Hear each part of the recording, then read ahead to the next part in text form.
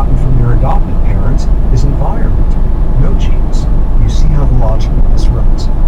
What Ketty did was this massive study, which wound up being the first one to show what everyone considered to be irrefutable evidence for a genetic component to a psychiatric disorder. Now, you're not able to find a population to study this in very easily. Ketty's insight, among other things, was to find the perfect population. It turns out Scandinavian countries have had obsessively good records of adoption going back forever, enormously detailed adoption records, so they can track down who the biological parents were.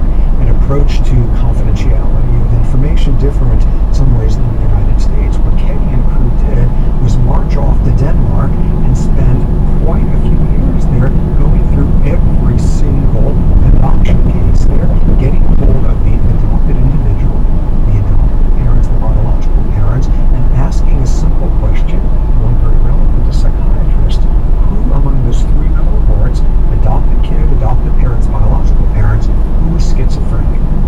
And what they wound up seeing, and this was a small team of psychiatrists, so they were doing all of the checking, so there was a lot of reliability. It was not 400 different psychiatrists coming back with their reports. I know you guys talk to the biological parents and you guys talk to the adopted parents. That would be a terrible something for an experiment. It was the same psychiatrist doing all the interviewing and all the testing, and they came back with a very interesting classic finding.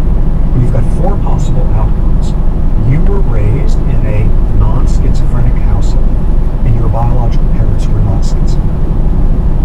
Raised in a schizophrenic household, biological parents were not schizophrenic. The converse, if I can remember by now, raised in a non-schizophrenic household with biologically schizophrenic parents, or double whammy, biological parents, history of schizophrenia, adoptive parents, history as well. And here's what they saw.